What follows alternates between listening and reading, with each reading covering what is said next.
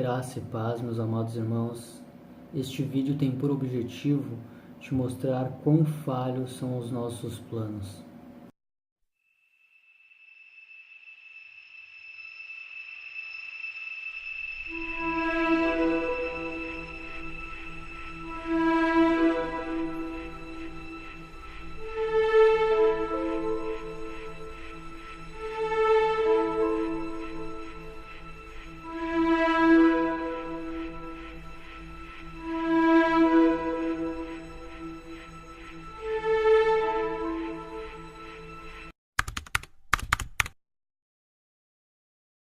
Bom, meus irmãos, diante de diversos desastres que os noticiários nos mostram, sejam eles esses recentes que têm acontecido, o deslizamento no Rio de Janeiro, o deslizamento de terra no Rio de Janeiro, seja o rompimento da barragem em Brumadinho, seja o incêndio que ocorreu no alojamento ali dos jogadores, dos jovens jogadores do Flamengo, seja a morte de um jornalista que tinha uma certa influência e que era bem conhecido no meio jornalístico, o que nos remete a pensar o quão falhos são os nossos planos.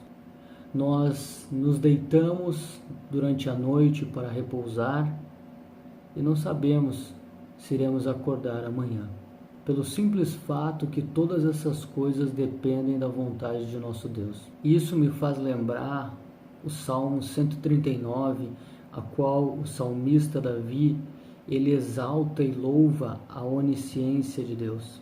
No versículo 2, o qual quero ler para com os irmãos, o versículo 2 e o versículo de número 16, aos quais eu quero ler, porque parece para mim de grande importância para este vídeo. Tu conheces o meu assentar e o meu levantar. Entendes o meu pensamento de longe. Os teus olhos viram a minha matéria ainda imperfeita, e no teu livro todos os meus membros foram escritos, os quais eram continuamente formados quando nenhum deles ainda existia. Nós podemos ver a onisciência de Deus diante dessas coisas, e com isso concluímos o quão falho são os nossos planos, pois não sabemos nem se ao deitar no outro dia iremos levantar. E me parece que é isso que Tiago expressa no capítulo 4 de sua carta, no versículo de número 13, 14 e 15. E o que Tiago escreve é algo que para mim parece muito atual. Ele escreve da seguinte maneira: Ide agora vós que dizeis, hoje ou amanhã iremos a tal cidade e lá passaremos um ano, e compraremos e venderemos e teremos um ganho, um grande ganho. Porque vós não sabeis o que trará o amanhã, porquanto o que é a vossa vida é apenas um vapor que aparece por um pouco de tempo e depois desaparece. Porque isto é o que devias dizer: se o Senhor quiser, haveremos de viver e faremos isto ou aquilo.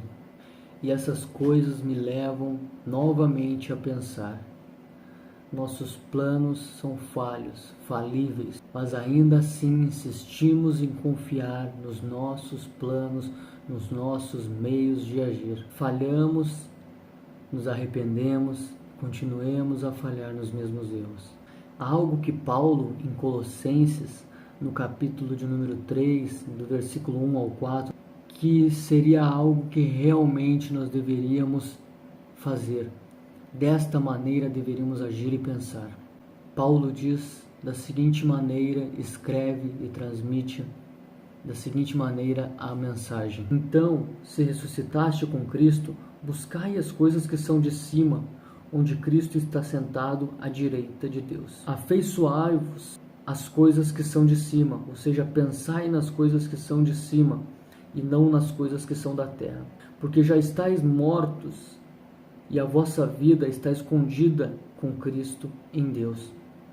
Quando Cristo, que é a vossa vida, aparecer, então também vós aparecereis com ele em glória. E aqui ele continua mostrando que nós devemos mortificar os nossos desejos, impureza, prostituição, lascívia e tantos outros.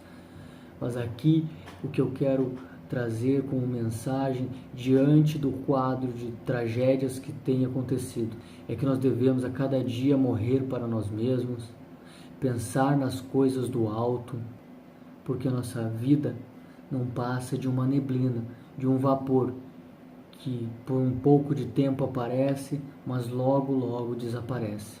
E algumas frases que para mim tiveram uma grande importância, que eu queria até ler para com os irmãos. As tragédias não são a causa do fim dos tempos. O pecado é. Não existe tragédia maior que a criatura se voltar contra o Criador. Eu, infelizmente, não conheço o autor desta frase, mas ela remete verdade. A outra frase do pastor Paul Washer: cada óbito, cada cortejo fúnebre, cada túmulo clama ao ser humano a deixar os cuidados fúteis deste mundo e meditar sobre a eternidade, a preparar-se para encontrar com Deus. E é realmente o que Paulo fala em Colossenses, no capítulo 3, ao qual li agora há pouco. Mas nós perdemos tempo com nossos planos que são falhos, que nós não sabemos se irão ser completados. Nós insistimos nele. Dificilmente oramos ao Senhor perguntando o que devemos fazer.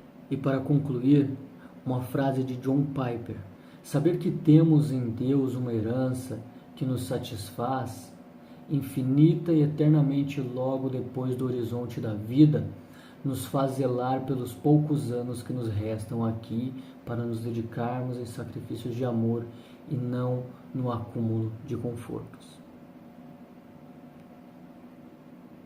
Nossa vida terrena é uma neblina que logo desaparece, como o apóstolo Tiago fala. E seguindo o conselho do apóstolo Paulo, venhamos a pensar nas coisas do alto, esquecer as coisas aqui da terra. Para ela nós já morremos, pois como estes jovens, estas pessoas que residiam em Brumadinho, como as pessoas do deslizamento de terra do Rio de Janeiro, como até o próprio jornalista Boixá, todos eles tinham planos e sonhos, mas todos eram falíveis. Todos os planos eram falíveis. Que venhamos a pensar nestas coisas e com isso sermos estimulados pelo Espírito Santo de Deus a não pensar mais nessas coisas passageiras e terrenas, mas pensar nas coisas do alto.